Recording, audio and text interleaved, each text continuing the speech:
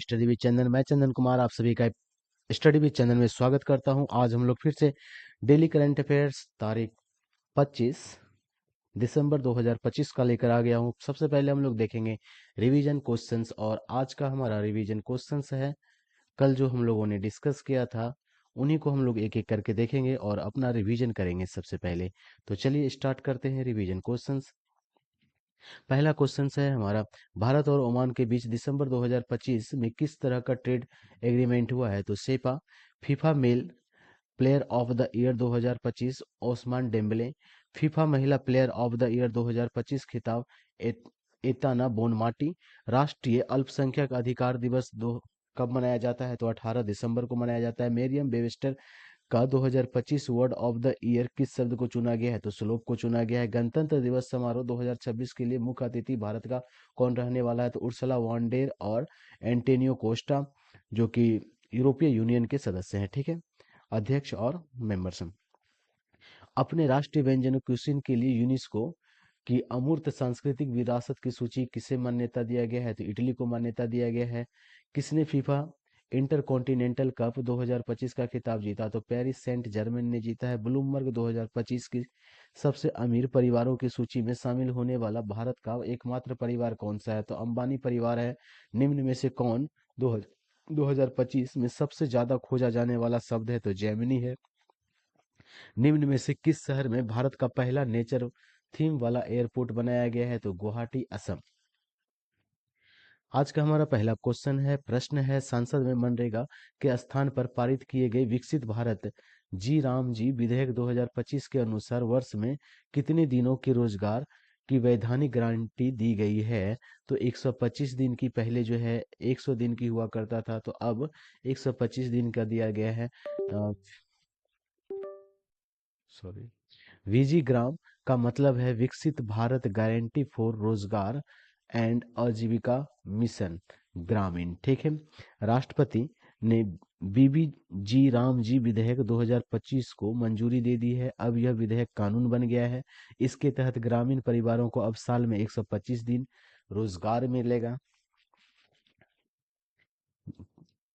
प्रधानमंत्री, इसी में हम लोग देख लेते हैं कुछ योजनाएं जो कि भारत सरकार द्वारा चलाया गया था और उनकी शुरुआत कब की किया गया था। ठीक है, तो प्रधानमंत्री सूर्य घर मुफ्त बिजली योजना की शुरुआत जो है 15 फरवरी 2024 से शुरुआत किया गया था। तो इसका उद्देश्य था कि 1 करोड़ घरों को प्रति माह 300 यूनिट मुफ्त बिजली उपलब्ध कराने के लिए इस योजना की शुरुआत किया गया था। उद्घाटन जो है 15 फरवरी 2024 को प्रधानमंत्री नरेंद्र मोदी जी के द्वारा किया गया था। प्रधानमंत्री उज्ज्वला योजना की शुरुआत कब किया गया था? तो 1 मई 2016 को किया गया था। उद्देश्य महिला सशक्तिकरण को बढ़ावा देना, गरीबी रेखा से नीचे रहने वाले परिवारों को मुफ्त में एलपीजी कनेक्शन उपलब्ध करवाना। और केंद्र सरकार द्वारा स्वच्छ ईंधन बेहतर जीवन के नारे के साथ 1 मई 2016 को बलिया के उत्तर प्रदेश से इस योजना की शुरुआत की गई थी। भारत में आर्थिक रूप से कमजोर लोगों तक बुनियादी स्वास्थ्य सुविधाओं को पहुंचाने के लिए केंद्र सरकार ने आयुष्मान भारत योजना को कब शुरू किया था? तो 23 सितंबर 2018 को किया था।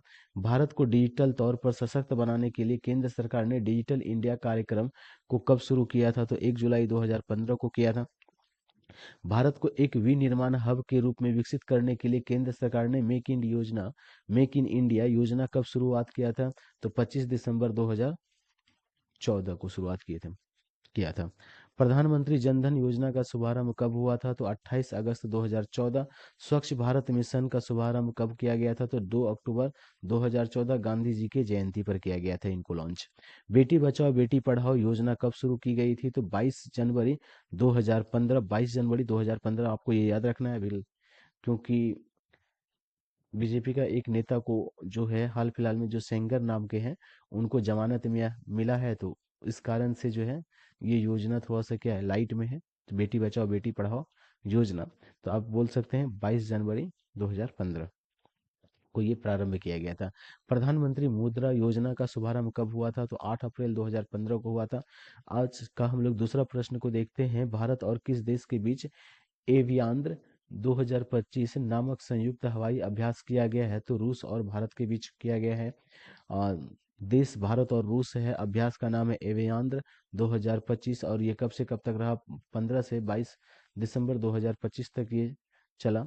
और इनका उद्देश्य जो है द्विपक्षीय सहयोग, आपसी समझ और हवाई क्षमताओं में तालमेल बढ़ाना, जिससे कि सुखोई 30 MKI तेजस जैसे विमानों का उपयोग किया जा सके। आज का हम लोग कुछ प्रमुख युद्ध अभ्यास हम लोग देख लेते हैं। डेजर्ट साइक्लोन सेकेंड भारत और संयुक्त अरब अमीरात के बीच किया जाता है। सूर्य किरण युद्ध अभ्यास भारत और नेपाल के बीच में। ऑसी इंडेक्स भारत और ऑस्ट्रेलिया के बीच में। विवनेक्स भारत और वियतनाम के बीच में। अजय वॉरियर भारत और ब्रिटेन के बीच में। एकमात्र ये युद्ध अभ्यास है भारत और इंग्लैंड के बीच का और ब्रिटेन के बीच का बोल सकते हैं। कॉन्कर भारत और ब्रिटेन, सॉरी ये दूसरा भी है। कॉन्कर भारत और ब्रिटेन के बीच है। मित्र सॉरी दो बोलिएगा, दो युद्ध अभ्यास है, कॉन्कर और अजय वॉरियर।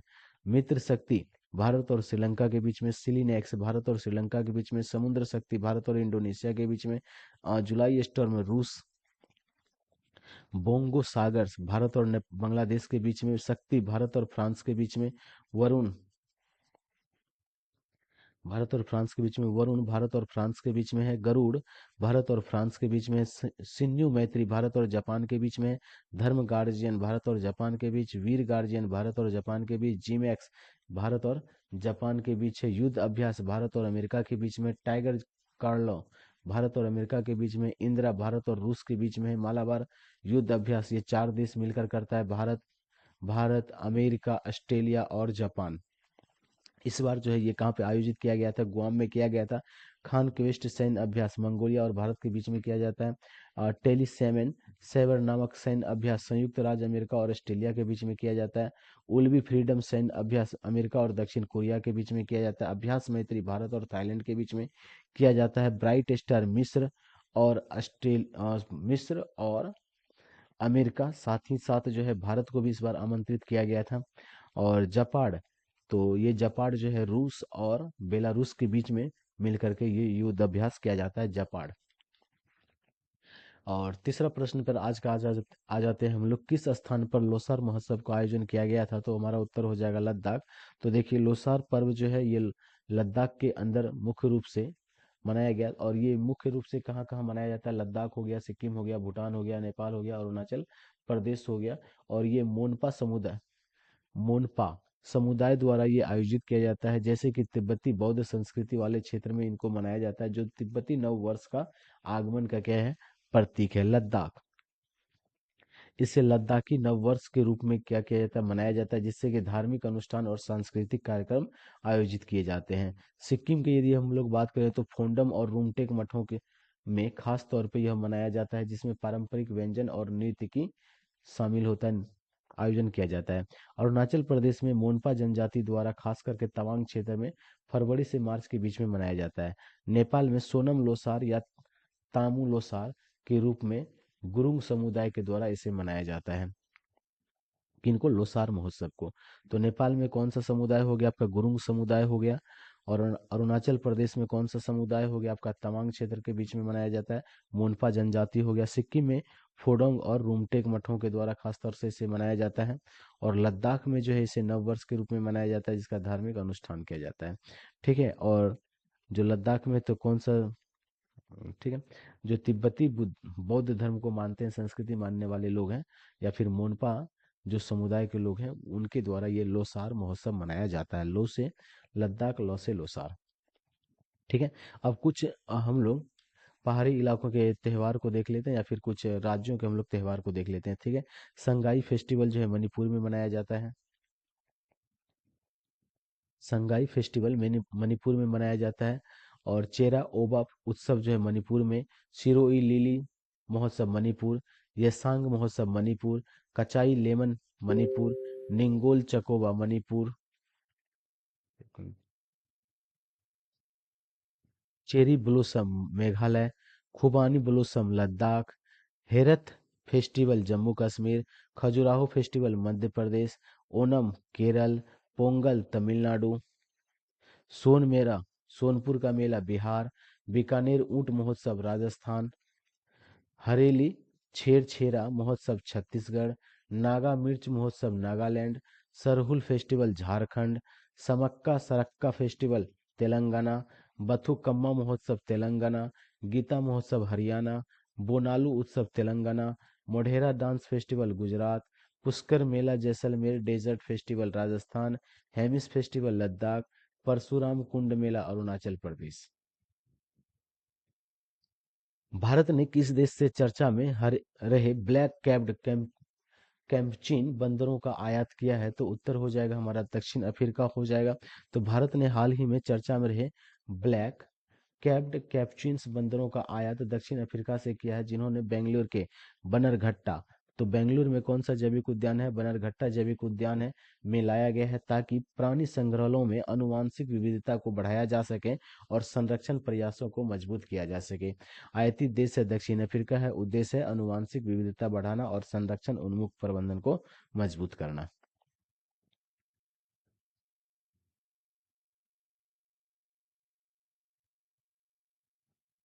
दक्षिण अफ्रीका के बारे में हम लोग जान लेते हैं। इनकी तीन राजधानी है, केप टाउन, प्रिटोरिया और बुलाइम फोंटेन। ठीक है। मुद्रा जो है रैंड है, यहाँ पे राष्ट्रपति जो है सिरिल रामफोसा है। और करंट अफेयर्स में यदि हम लोग देख ले तो G20 का समिट 2025 का जो है, जो कि 20वां समिट था, ये साउथ अफ्रीका के ही द्वारा क्या जोहान्सबर्ग में आयोजित किया गया था। और दक्षिण अफ्रीका के ऑफ स्पिनर साइमन हार्मर को नवंबर 2025 के लिए ICC men's player of the month चुना गया है। किस देश ने कतर में आयोजित फीफा अरब कप 2025 का खिताब जीता? तो मोरक्को हमारा प्रश्न उत्तर हो जाएगा। एक्सप्लेनेशन देख लेते हैं। टूर्नामेंट फीफा अरब कप विजेता रहा मोरक्को, उप विजेता रहा जॉर्डन और स्कोर रहा 3-2 का अतिरिक्त समय के बाद। और यदि हम लोग फीफा का एस्टेब्लिशमेंट के बारे में बात करें तो 21 मई 1904 को किया गया था। हेड क्वार्टर इसका जूरिक स्विट्जरलैंड के अंदर है और प्रेसिडेंट जो है गियानी इन्फेंटेनियो है। स्पोर्ट्स से जुड़े हुए करंट अफेयर्स को हम लोग देख लेते हैं। किस राज्य ने पहली बार सैयद मुश्ताक अली ट्रॉफी जीती है? तो Jharkhand.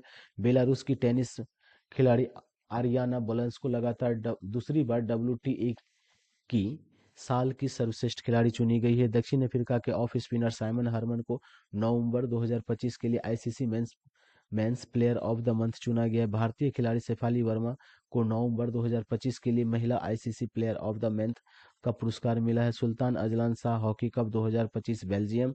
113वां Davis cup Italy. Men's Asia hockey cup 2025 Bharat ने जीता है। ICC women's world cup 2025 Bharat ने जीता है। यूएस ओपन 2025 में पुरुष एकल का खिताब कार्लोस अल्कराज ने जीता है। यूएस ओपन में महिला एकल का खिताब आरियाना साल्वेनका ने जीता है। साफ अंडर 17 महिला चैंपियनशिप 2025 भारतीय ग्रैंड मास्टर अर्जुन एरिगेसु ने यूरोसलम मास्टर 2025 का शतरंज खिताब जीता है। और जेनिक सीनर ने कार्ल अल्कराज को हरा करके एटीपी फाइनल्स टेनिस का खिताब बरकरार रखा है। Saryu Velpula first league of central Serbia में भारत की 26वीं महिला ग्रैंड मास्टर बनी है। महान खिलाड़ी रोजर फेडरर अंतर्राष्ट्रीय टेनिस हॉल ऑफ में शामिल किया गया है। मलेशिया में सुल्तान जोहार कप हॉकी प्रतियोगिता में भारत की जूनियर हॉकी टीम ने रजत पदक जीता है। फीडे वर्ल्ड कप 2025 गोवा में आयोजित किया जाएगा। डायमंड लीग में नीरज चोपड़ा जो सिल्वर मेडल जीता। और वर्ल्ड चैंपियनशिप ऑफ लीजेंड्स 2025 का खिताब साउथ अफ्रीका ने जीता। फीडे महिला शतरंज विश्व कप जीतने वाली पहली भारतीय महिला दिव्या देशमुख बनी। दिव्या देशमुख बनी। फीडे वर्ल्ड कप 2025 गोवा में आयोजित किया गया था। ठीक है जी। किस देश ने सीरिया आईएसआई आतंकवादियों के खिलाफ ऑपरेशन हॉक आई शुरुआत किया है? तो अमेरिका हमारा उत्तर हो जाएगा। अमेरिका ने सीरिया में आतंकी संगठन Islamic state of Syria and Iraq के खिलाफ ऑपरेशन हॉक आई शुरू किया है। इस ऑपरेशन के तहत अमेरिकी सेना ने आई आईएस के कई ठिकानों पर एयर स्ट्राइक किए हैं। कुछ प्रमुख ऑपरेशन देख लेते हैं। ऑपरेशन सदर्न स्पीयर अमेरिका के द्वारा अमेरिका। और ऑपरेशन व्हाइट कॉल्ड्रॉन राजस्व खुफिया निर्देशालय DRI। ऑपरेशन सिंदूर पाकिस्तान पर किया गया था भारत के द्वारा। ऑपरेशन ब्रह्मा म्यांमार भारत के द्वारा म्यांमार पर किया गया था। ऑपरेशन किलर जम्मू कश्मीर में। ऑपरेशन नादिर जम्मू कश्मीर। ऑपरेशन शिवा अमरनाथ यात्रियों के लिए किया गया था। Operation black forest Chhattisgarh plus Telangana में नक्सलियों को मारने के लिए किया गया था। ऑपरेशन ओलवेलिया तो आईसीजी के लिए किया गया था। ऑपरेशन वेब स्पाइडर यूक्रेन के द्वारा चलाया यूक्रेन में चलाया गया था। ऑपरेशन सिक्योर इंटरपोल साइबर अपराध से निपटने के लिए चलाया गया था। और ऑपरेशन राइजिंग लायन इजराइल के द्वारा किया गया था ईरान पर। ऑपरेशन ट्रू प्रॉमिस 3 ईरान के द्वारा किया गया था इजराइल पर। ऑपरेशन सिंधु इजराइल और ईरान के युद्ध के कारण ईरान में फंसे हुए भारतीयों को निकालने के लिए किया गया था operation Sindhu. Operation midnight hammer Iran पर अमेरिका द्वारा प्रायोजित किया गया था। ऑपरेशन बासियार अल फतह ईरान ने कतर के अल उदियर उदी एयर बेस को निशाना किया था। ऑपरेशन महादेव आतंकवाद विरोधी अभियान चलाया गया था जम्मू कश्मीर के अंदर में।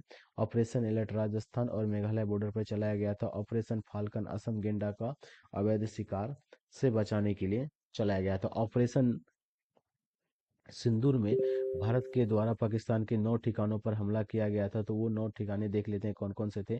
पहला था Bahawalpur, Muridke, Gulpur, Sawai camp, Bilal camp, Kotli camp, Barnala camp, Sarjal camp और मेहमूना कैंप।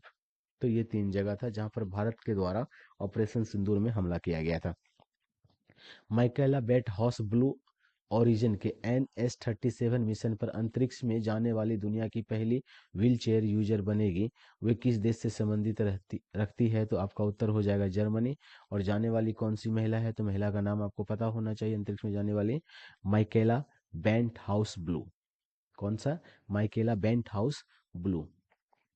एक्सप्लेनेशन देख लेते हैं। माइकेला बेंट हाउस जर्मनी की रहने वाली है। ठीक है, वह ब्लू ओरिजिन NS-37 मिशन पर अंतरिक्ष में जाने वाली दुनिया की पहली व्हीलचेयर उपयोगकर्ता महिला बन चुकी है। और ये एक प्रकार का इतिहास है। देश है जर्मनी। उपलब्धि है कि ये व्हीलचेयर इस्तेमाल करने वाली पहली व्यक्ति के रूप में अंतरिक्ष यात्रा और कार्बन लाइफ को पार किया है।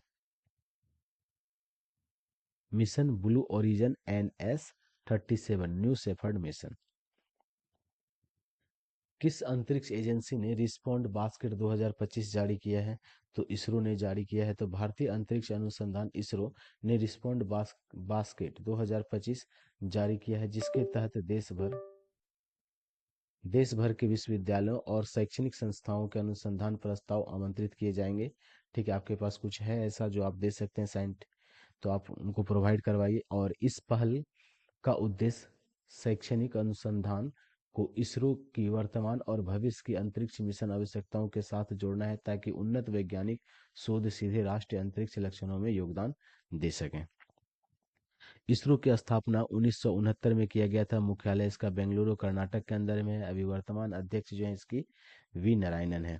करंट अफेयर्स कुछ देख लेते हैं इसरो से जुड़ा हुआ या भारत से जुड़ा हुआ। भारत के सबसे भारी कम्युनिकेशन सैटेलाइट जो है CMS-03 है। भारत का पहला मानव अंतरिक्ष यान मिशन गगनयान 2027 में लॉन्च होने की उम्मीद है। इसरो ने 29 जनवरी को श्रीहरिकोटा स्थित सतीश धवन अंतरिक्ष केंद्र से अपना 100वां मिशन लॉन्च किया। इसरो का 101वां मिशन EOS-09 नामक पृथ्वी अवलोकन उपग्रह असफल हो गया।